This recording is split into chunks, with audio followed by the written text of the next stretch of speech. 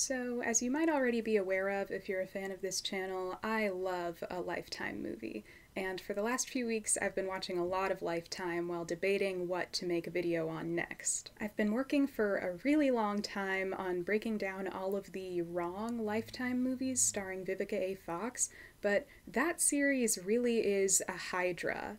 Every time I think I've cut off a head, finished watching all 25 titles, downloaded every film, done my research on notorious homoerotic B-movie auteur David Ducotteau, 3 more heads grow back in its place. Oh, there's an entire quasi-spin-off series of films that seems to also belong to the wrong franchise. Guess I have to watch that. Oh, screenwriter of many of these films, Adam Rockoff, is also a film academic who wrote one of the core pieces of literature on the slasher genre that I just happened upon while researching my thesis paper.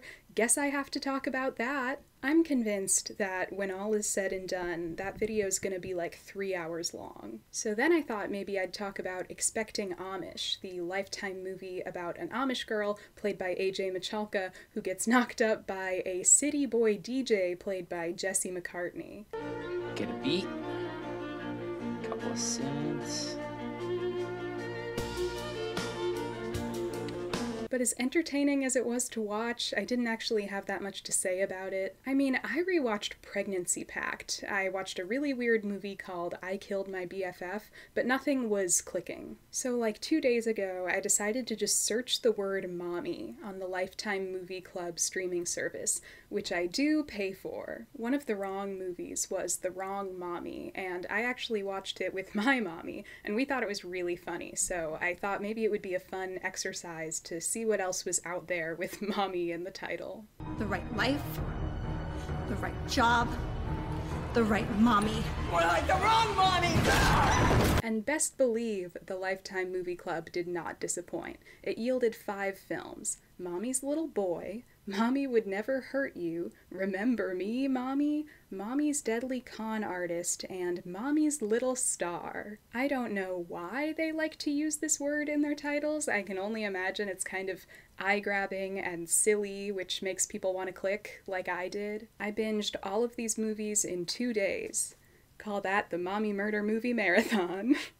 Lifetime, you should buy that from me. And in doing all of this, I actually found a pretty entertaining batch of Lifetime slop, so I'm very happy to share them with you today. I'm just going to go through these films in chronological order of release, which is also the order I watched them in. Strap in, mommies, we're going spelunking down into the depths of arguably one of the least desirable streaming services available for purchase. Mommy's Little Boy. Now, according to IMDb, this movie was alternatively titled Mommy's Little Secrets. This is common for Lifetime. I think it might just be the nature of low-budget TV films that they're frequently released and re-released under various titles. All I know is this one's 2 titles just makes me mix them up constantly. Mommy's Little Boy, Mommy's Little Secrets, Mommy's Little Boy Secrets, Mommy's Secret Little Boy. Mommy's Little Boy Secrets is a wild ride. It's the story of Eric, a young boy who lives a pretty rough life under the care of his neglectful, alcoholic single mother. Eric has an older half-brother, Max, who dies at the beginning of the film,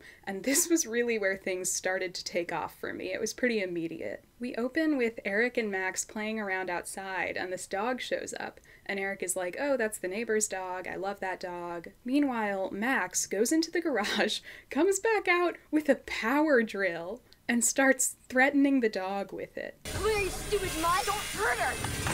When I tell you, I was shook. I had my hands over my face. I really thought we were about to see a little boy mutilate a dog with a power drill on the Lifetime channel. I knew right then that this was a great Lifetime movie. Like, if I were a Lifetime mom watching, if I were Brenda out in Eden Prairie, I would be quaking in my boots. Quaking in my Ugg boots. Luckily the dog gets away, but the next scene is Eric and Max playing in the pool, and of course their mom is being totally neglectful. She has headphones in, her eyes are closed, and Max dives into the pool in the shallow end and hits his head on the bottom of the pool, And there's so much blood. If you're not very familiar with Lifetime, they always keep it extremely PG to PG-13. There's a lot of murder in Lifetime movies, but barely any blood. So I was kind of amazed at just how much blood flows in this scene. But the thing is, Max seems to be kind of a psychopath who terrorizes animals and constantly bullies his brother.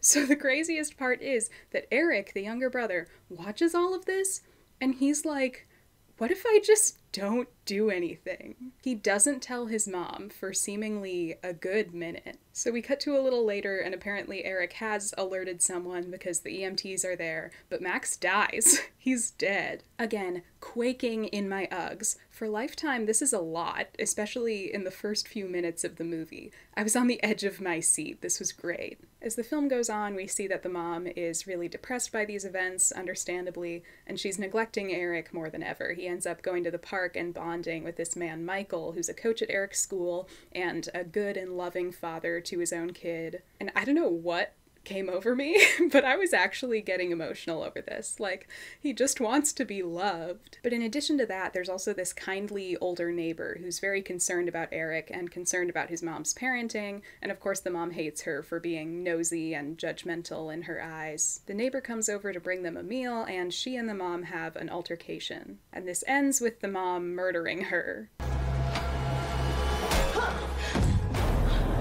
That's the main conflict of the film. The mom murders the neighbor and manipulates Eric into keeping quiet about it. If you tell anybody anything else, they'll come and they'll take you away and they'll put you in prison. Eric continues to bond with Michael. He shows clear signs of being an abused child. He keeps asking Michael if he can stay over or kind of integrate himself into their family. There's this scene where Michael has agreed to have Eric over for a sleepover. The family camps out in the backyard, and Michael's like, let's tell spooky stories for fun. And Eric ends up giving a really detailed recollection of the neighbor's murder under the guise of it being a spooky story. Because she would hit them with a pan and put their bodies in the trunk, then drive them into the woods and throw them out. And she'd park the car far away. Can you imagine being the adults in this situation? And blah blah blah, the mom meets some guy and makes plans to flee to Mexico with him and Eric. Eric finds out. My mom wants us to leave with this guy Shane, and she said we're going to Disney World, but I think we're going to Mexico and never coming back. We get a mommy drop. I appreciated that. Maybe your mommy never taught you any respect, but I will. Things are like normal Lifetime movie level throughout most of Act 2, but then when Eric's mom and her boyfriend take Eric in their RV to go to Mexico, things ramp all the way up to 11 again. The mom's boyfriend keeps a gun in the RV, which Eric finds, naturally. Eric shoots and kills the boyfriend. Quaking in my Uggs. Lifetime, you really outdid yourself with that one. The mom comes back in and she's upset, but not really upset enough to derail their plans at all. She's just like, great, Eric, now we have another body to hide. I can't believe that you killed the guy that was gonna get us to Mexico, Eric. You better not be fooling with that dead body, Eric. And you can probably figure it out from there. You know, certified good dad Michael works with the cops to find the RV. There's a very brief standoff, and then we see Eric living in some sort of group home at the end of the film, still maintaining his nice father figure relationship with Michael. For some reason, when it ends, the movie credits the financial consultant first. I remember this also happened with Guilty at 17, which I watched for a different video. Why do these financial consultants get to go before the director, producer, any of the cast? Mommy Would Never Hurt You. The first shock of Mommy Would Never Hurt You is that it was produced by the Asylum. Who's the Asylum?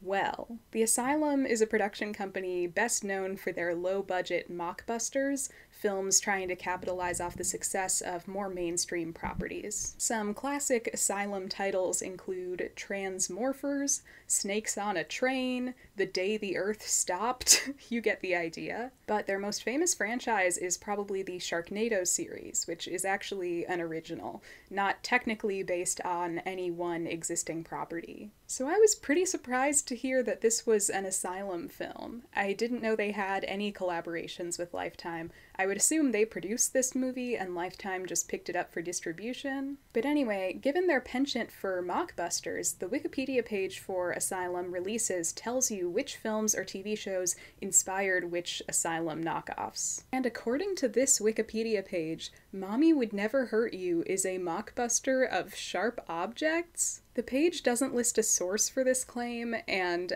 I'm gonna have to call bullshit. The film bears a few similarities to the plot of Sharp Objects. I haven't seen that show, sorry, but I read the plot summary to see if there was anything. And from what I can tell, the only similarities are that they both involve mothers with Munchausen's by proxy, and the older daughter returning to find that the mother is poisoning the younger daughter to make her seem sick. That's seemingly the only similarity, and it's not exactly untread ground, especially for Lifetime. If anything, hearing that premise, I'd assume this film is more likely trying to capitalize off the publicity of the Gypsy Rose Blanchard case. This movie came out in 2019, and the Hulu original series The Act, a dramatization of that case about a very similar real-life occurrence of this premise, also came out in 2019. I don't know, maybe someone along the way took inspiration from Sharp Objects, but the film doesn't have a similar title to Sharp Objects, the format is very different, and it doesn't seem like it's trying to be a replacement for Sharp Objects or fool the viewer into thinking it's Sharp Objects, which I think is kind of by definition what it means to be a mockbuster. I know it's not that important, I just wanted to clear that up. For any of you who frequent the Wikipedia page, List of the Asylum films. Like I said, this one is about a woman, Riley, who returns to her childhood home years after running away due to her mom's obsessive protectiveness. She finds that her younger sister Beth is apparently very sick with an autoimmune disease, so much so that the girl's mother doesn't let her go outside at all. But predictably, things are not what they seem. Riley has this fiancé who's a nurse, so at various points she'll check in with him over the phone and tell him details about her mom and sister's lives, which start to make him suspicious. And we finally find out that Beth does not have any disease. Her mom has been poisoning her and Riley with thallium, which is very toxic. Now, the execution of this movie is not terrible. I think it pretty much does what it sets out to do. The acting is pretty good. It's a little slow, and it mostly all takes place in this one house, which is a little repetitive.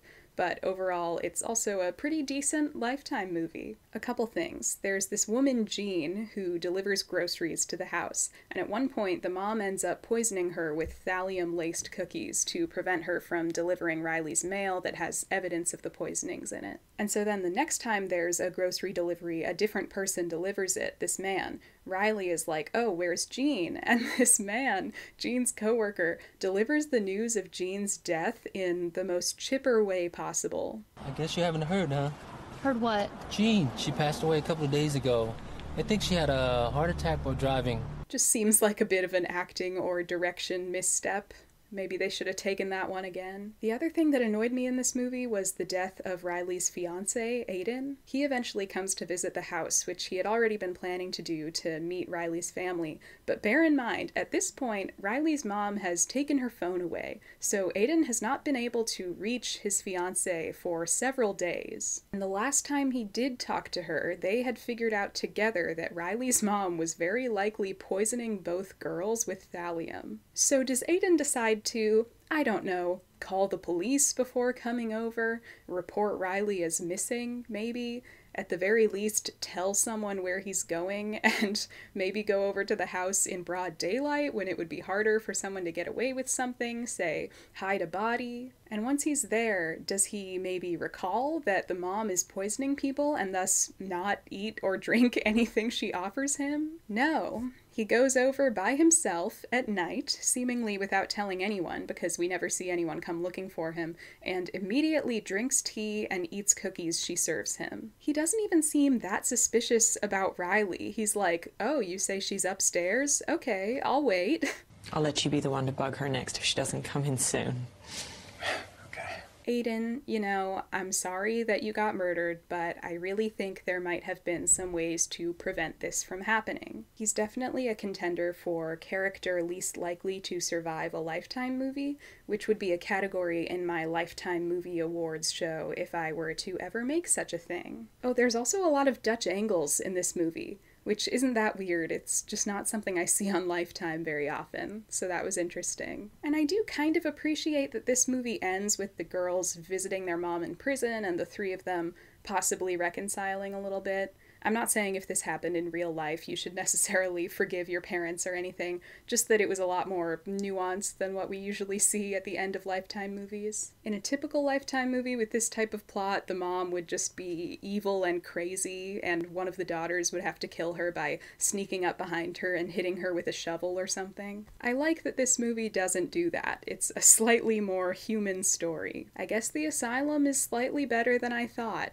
Somewhat more adept at filmmaking than Lifetime. Remember Me, Mommy?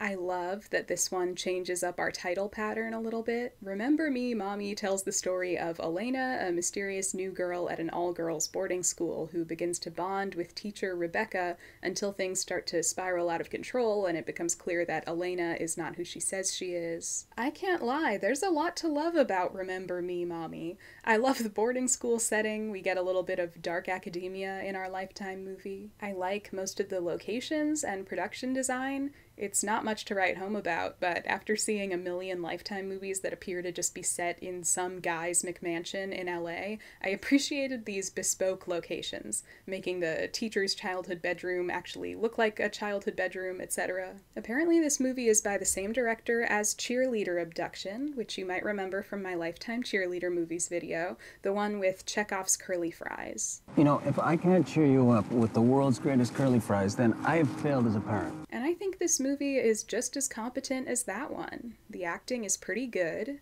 The death sequences are also pretty good.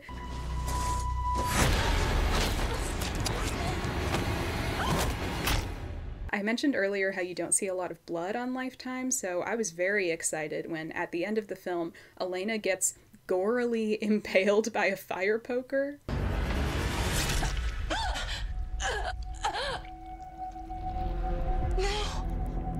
It's not like stomach churning or horror movie level, but I'm not entirely confident I can show it without getting demonetized, so that's something. I also loved that this movie had a mean girl redemption. I love that trope in general, but it's especially rare on the Lifetime channel. They demonize women a lot, so I love to see it when it's there. This mean girl, Janie, is actually our saving grace who saves Rebecca from Elena. The big twist in this movie, which you might have already inferred from the title, is that Elena is actually Rebecca's long-lost daughter that she gave up for adoption as a baby, and Elena has had a rough childhood in the foster care system and thus wants revenge on her birth mother for doing that to her in her eyes. It's weird though, because the movie does treat this like a twist. We have no idea until late in the film, but the summary on the Lifetime Movie Club just spoils it. Like I said, to an extent the title itself kind of spoils it, but I feel like it's ambiguous enough. The summary says it explicitly. And like, yeah, I don't care if I get Remember Me, Mommy spoiled for me,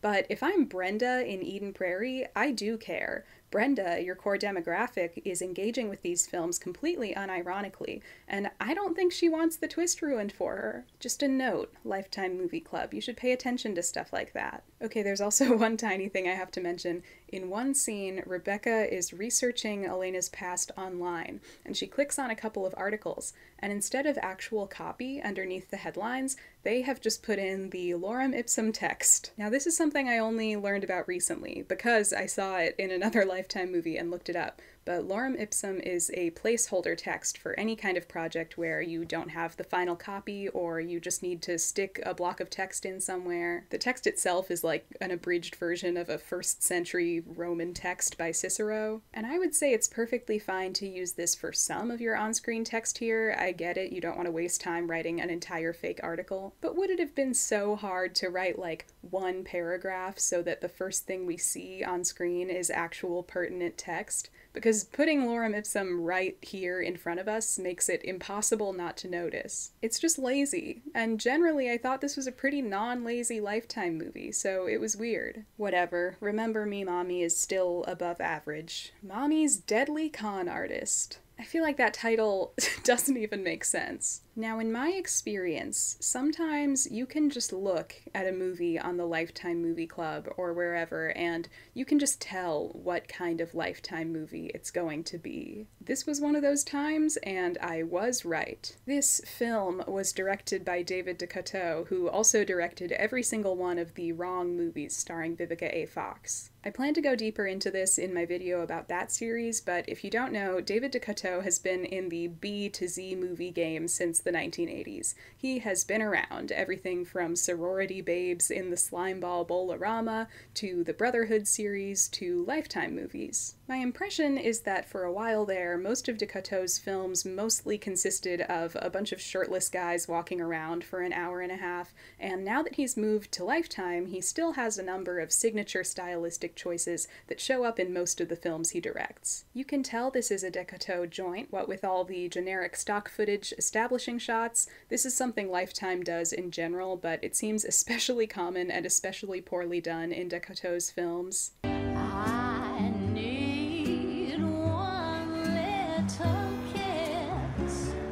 Long conversations consisting entirely of the same shot reverse shots, a lot of terrible blue lighting, terrible low-angle lighting on villains that I assume is supposed to look creepy, frankly nonsensical camera choices, etc. So with all of that, this movie feels a lot like the Wrong movies. If Vivica A. Fox was in this, they could absolutely just rebrand it as The Wrong Con Artist. But I'm getting ahead of myself. The plot. We have this young woman, Stephanie, who's in a relationship with Landon, the son of a wealthy steel magnate. My mouth is already watering. Save some of that for later. You're bad. You're so bad. After the opening scene where they have dinner together, we see this woman, Denise, spying on them. Landon and Stephanie introduce each other to their parents. Stephanie has this Southern belle mother, Christine. Name's Christine, and I'm a hugger, not a shaker. Landon also has a little sister, and she might be the worst actress we've seen in any of these movies so far. Just a few years younger, and he still calls me a kid. Immediately, Christine and Stephanie begin a ruse. They fake that Stephanie is pregnant with the goal of marrying into this wealthy family. The film lets on pretty early that these two are conspiring together. But Landon's dad is a little skeptical, so the couple go to the doctor to have the pregnancy test results confirmed. And how are we doing in here? Every time Eric Roberts shows up in one of these movies, it's like a jump scare. Eric Roberts stars in Lifetime's Stalked by My Doctor series, and he also shows up in several Wrong movies, so he's a DeCoteau regular. I swear, he's in like 2 scenes of this movie, I'm not exaggerating, but he gets second billing. I'm kind of freaking out. So Christine and Stephanie continue to manipulate. Christine ends up murdering the family's housekeeper, who's been getting suspicious of Christine's intentions. Have a nice trip, bitch. And throughout all of this, Christine has also been flirting a lot with Landon's dad, who is a widower. And for some reason, Landon is like really supportive of this and wants them to get together. Why would you be so supportive of your dad dating your soon-to-be mother-in-law? Like, if they got married, wouldn't that make you and your fiancé legal step-siblings? It was at this point, like 45 minutes into the movie, when I suddenly was like, wait a minute, where's Denise? She has third billing, but she showed up at the beginning and has not been in the movie since. The thing going on with Denise feels like it's in a separate movie. It's so disconnected from everything else going on in the plot. There's a woman asking not good questions about us. Oh no, not good questions? That's my least favorite kind of question. But eventually Denise meets up with Landon's sister and reveals the truth about Stephanie and Christine and this other guy who's in league with them. It's not really explained what his relationship is to them, he just shows up at some point. So the sister races back home to tell Landon. What? They're gonna kill us. What do you mean? They're con artists. Is she Mommy's deadly con artist? They're planning to kill us right now. Are you sure? Also, I love that she tells Landon this crazy news about the woman he loves, and instead of expressing any disbelief or asking for proof, he just asks, "Are you sure?" I've also started to notice this thing in bad Lifetime movies where sometimes if a character is in a car, it's like they green screened the exterior of the car, but didn't go to the effort of actually keying in any background, so they're just driving in this white void. And this movie, of all the anticlimactic Lifetime movies I've seen, might actually take the cake for the most anticlimactic climax ever. This is the climax, Christine and Stephanie coming back to the house to find that their partner in crime is being arrested. No, no, no, no, no! Oh! Oh! Yeah, this was definitely the worst of the mommy movie collection. This is the cheapest kind of movie Lifetime makes, and you can expect a whole lot more of that when I cover the wrong movies. Mommy's Little Star. I was so excited to watch this one. I've been meaning to watch it because according to the description on the Lifetime Movie Club, it's about a young girl becoming a social media star, and I was very curious to see how Lifetime would handle that material. You know I've seen a lot of Lifetime movies, many of them with outlandish premises. Woman is transported to a fantasy Irish Christmas village, girls form a pregnancy pact, cheerleader becomes escort, Jesse McCartney gets Amish girl pregnant, but I think I can genuinely say that this movie might have the most absurd premise I've ever seen in a Lifetime movie. It's not so much the general premise of a little girl becoming an influencer, it's everything else that happens. Let me explain. So Olivia is a young girl whose parents recently got divorced due to her mom's alcoholism, so her mom's been recovering in rehab for a while, and Olivia hasn't gotten to see her much. She really misses her. And as a response, she finds out about an app called Sparksy that's clearly supposed to be mimicking TikTok, and decides to try and achieve fame on Sparksy. I really want to make videos for Sparksy. But that's not all. Her mom meets a man named Aiden, and on their second date, literally the second day of knowing each other, Aiden nonchalantly suggests that if Olivia is really seeing success on Sparksy, maybe he could manage her. And for some reason that doesn't ring any alarm bells in the mom's mind. Also, when he's describing his career, he says he's in wine futures. I'm an investor, I'm in wine futures. I can't begin to imagine what that means. Olivia does start to see pretty much immediate success on Sparksy and realizes that this could be big for her. I'm not good at school, or sports, or even theater stuff, but what if I can get awesome at this? Starting to feel a little personally attacked. I also love the fake TikToks Olivia makes. These are so funny. They didn't even try to make them look like authentic replicas of internet-friendly videos. At least film them vertically or something. So eventually we learn that Aiden is actually deep in debt, and that's why he's pursuing the mom and her potentially famous daughter, which begins the craziest, stupidest, funniest Lifetime plot of all time.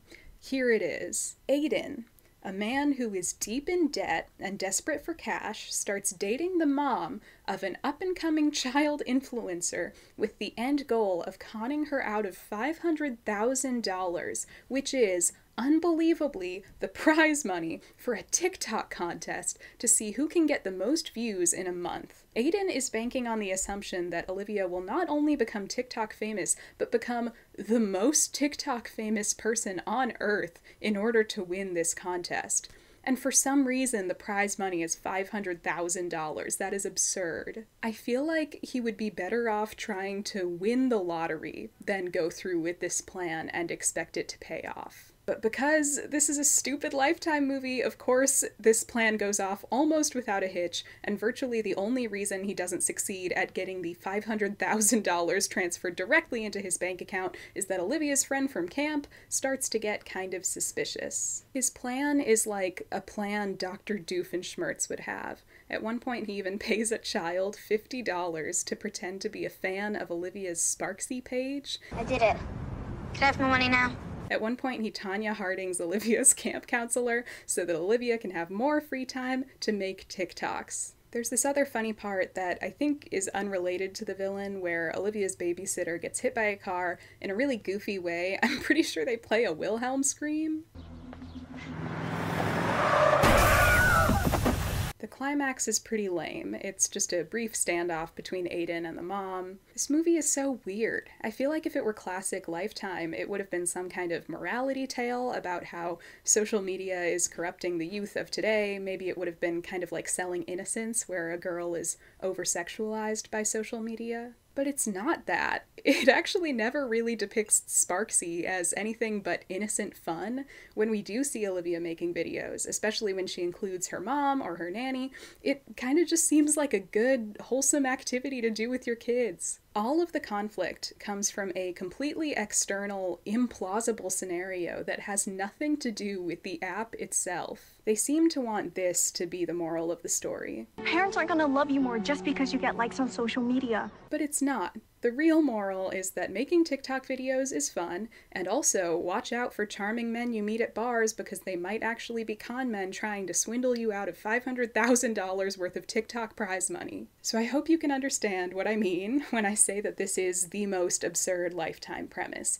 It's kind of a sleeper. On the surface, it doesn't seem that crazy, but then as you watch it, you start to realize it may have been written by someone who's never set foot on Earth. Apparently this writer, Melissa Cassera, also wrote a film called Daddy's Perfect Little Girl. Maybe we could look at Daddy Lifetime movies next.